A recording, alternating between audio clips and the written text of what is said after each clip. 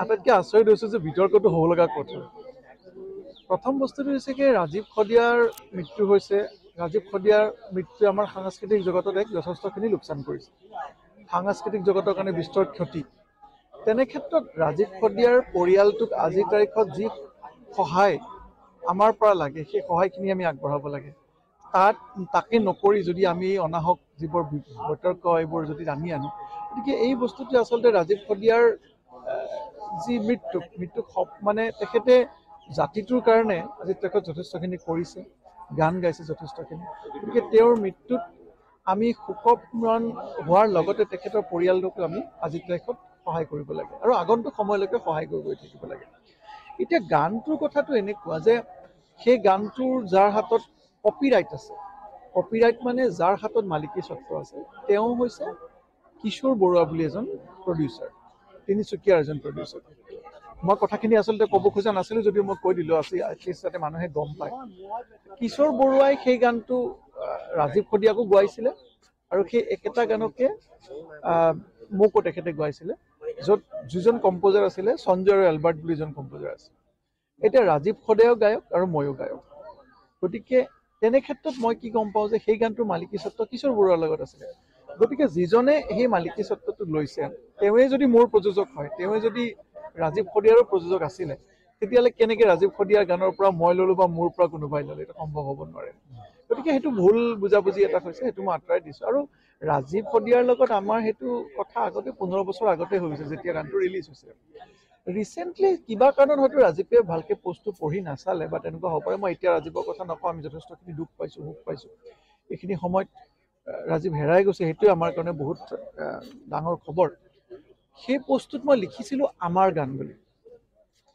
মই মিডিয়াৰ যিসকল বন্ধু আছে তেখেতসকলক সেই পষ্টটো দেখুৱাবলৈ মই অনুৰোধ জনালোঁ। তাত লিখা আছে আমাৰ গান বুলি। আমাৰ আৰু মোৰ মাজত নিশ্চয় পাৰ্থক্য আছে। গতিকে যিসকলে সেই বস্তুটো লৈ পেলাই কণ্ট্ৰভাৰ্চি কৰিব বিচাৰিছে, তেখেতসকলে ভালকৈ যদি পষ্টটো পঢ়ি চায়, তাত আমাৰ শব্দটো লিখা আছে। আৰু তাৰ তলত ৰাজীৱে যেতিয়া কথাটো কৈছিলে, পিছত মই ৰাজীৱক লগে লগে ফোন কৰি কৈছিলোঁ যে ৰাজীৱ, মই তাত আমাৰ গান বুলি লিখি থৈ দিছোঁ। আৰু হয়তো ৰাজীৱে সেই কমেণ্টটো ডিলিট কৰিবলৈ পাহৰিলে বা তেনেকুৱা কিবা এটা হ'ল, কিন্তু সেইটো অলৰেডি মই ৰাজীৱক কৈ থৈ দিয়া আছিলে। আৰু এটা কথা যে আজি যিসকল ব্যক্তিয়ে বিভিন্ন ধৰণে সমালোচনা কৰি আছে, এজনৰ পিছত এজন শিল্পীক ধৰিছে, তাত এটা বস্তু আমি চিন্তা কৰিব লাগিব যে ৰাজীৱ খদিয়া ঢুকোৱাৰ দিনা তাৰ আগৰ পৰাই মোৰ লগত কণ্টেক্ট আছে। ৰাজীৱৰ মোৰ লগত যথেষ্টখিনি ভাল। ঢুকোৱাৰ 4 ঘণ্টা 5 ঘণ্টা পিছতে প্ৰথম পষ্টটো মোৰ পৰা গৈছে। ছ'চিয়েল মিডিয়া পষ্টটো যদি আপোনালোকে চাই, সেইটো আজিও আছে। প্ৰথম পষ্টটো মোৰ পৰা গৈছে। কিন্তু যিসকল ব্যক্তিয়ে তাত গৈ দিনে ৰাতিয়ে ফটো দিলে, তেখেতসকলৰ ছ'চিয়েল মিডিয়া পষ্টটো এবাৰ চালে আপোনালোকে গম পাব যে তাৰ 48 ঘণ্টাৰ ভিতৰতো তেখেতসকলৰ পষ্ট এটা নাছিলে। তাৰপিছত কিন্তু তেখেতসকলৰ আৱেগ অনুভূতি ক'ৰ পৰা আহিলে, সেইটো খুব প্ৰশ্ন সুধিবলগীয়া বিষয়। ৰাজীৱ খদিয়া ডাঙৰীয়া জীয়াই থাকোঁতে সেই ব্যক্তিসকলে কিমান তেখেতসকলৰ কাৰণে কৰিলে, তেখেতৰ পৰিয়ালৰ কাৰণে কৰিলে, সেইটোহে প্ৰশ্নৰ বিষয়। আজি তেখেত ঢুকাই যোৱাৰ পিছত নিজৰ ৰাজনৈতিক লাভালাভৰ কাৰণে তাত গৈ যদি কোনোবাই ফটো দিয়ে, নিজৰ ৰাজনৈতিক লাভালাভৰ কাৰণে তাত গৈ যদি কোনোবাই ভাত বনোৱা হয়, নিজৰ ৰাজনৈতিক লাভালাভৰ কাৰণে যদি তাত 1.5 লাখ 2 লাখ মানুহ ৰাজীৱক ভাল পায়, অসমীয়া মানুহ তাত গৈ সেই মানুহখিনিৰ ওচৰত যদি তেখেতে তাত নেতা হ'বলৈ হয়, তেতিয়াহ'লে এইটো কিমান এটা সমীচীন কথা। সেই কথাটো অসমৰ ৰাইজে আজিৰ তাৰিখত বুজি পায়। তেনে ক্ষেত্ৰত আমি আগৰ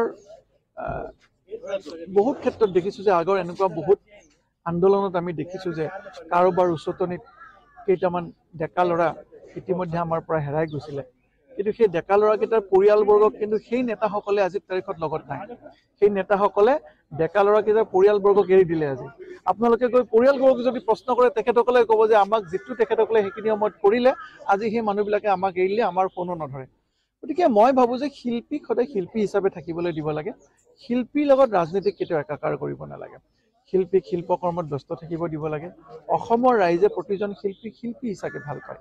গতিকে তেখেতৰ লগত যেতিয়া ৰাজনীতি কৰিবলৈ কোনোবা ব্যক্তি উদ্যত হ'ব, তেতিয়াহ'লে সেই ৰাজনীতি সদায় খুব ভাল ৰাজনীতি নহয়, সেই আচলতে আমি ক'ব পাৰিম যে এইটো নিগেটিভ পলিটিক্স হ'ব। গতিকে মই অনুৰোধ জনাওঁ, অসমবাসী ৰাইজে সকলো বস্তু চাই আছে, অসমবাসী ৰাইজে সকলো বস্তু দেখি আছে। ৰাজীৱ খদিয়াৰ প্ৰতি আমাৰ যিখিনি কৰ্তব্য জীয়াই থাকোঁতে কৰিবলগীয়া আছিলে, সেইখিনি আমি কোনোৱে নকৰিলোঁ। আমি দেখিছোঁ কোনো ৰাজনৈতিক নেতাই নকৰিলে, যিসকলে আজিৰ তাৰিখত তাত গৈ প্ৰশ্নবোধক চিন মাৰিছে কিন্তু অসমৰ মাননীয় মুখ্যমন্ত্ৰী ডক্টৰ হিমন্ত বিশ্ব শৰ্মা ডাঙৰীয়াই ৰাজীৱ খদিয়াৰ পৰিয়াললৈ 5 লাখ টকাৰ অনুদান লগে লগে আগবঢ়াইছিলে সেই কথাটো সংবাদ মাধ্যমে ইতিমধ্যে প্ৰকাশ কৰিছে অসমৰ ৰাইজেও জানে গতিকে আজিৰ তাৰিখত মই সকলোলৈ অনুৰোধ জনাইছো যে ৰাজীৱ খদিয়াৰ পৰিয়ালৰ প্ৰতি এতিয়া কৰ্তব্যখিনি সকলোৱে কৰিব লাগে আৰু যাতে ৰাজীৱৰ সৰু ল'ৰাটোৱে অসমত নিজৰ দেউতাকৰ যি গৌৰৱ সেই গৌৰৱ ৰাখি অসমৰ সাংস্কৃতিক জগতখনত যাতে সেই সৰু ল'ৰাটোৱে নিজৰ প্ৰতিভা বিকাশ কৰিব পাৰে তাৰ প্ৰতি লক্ষ্য ৰাখিবৰ কাৰণে মই সকলোকে অনুৰোধ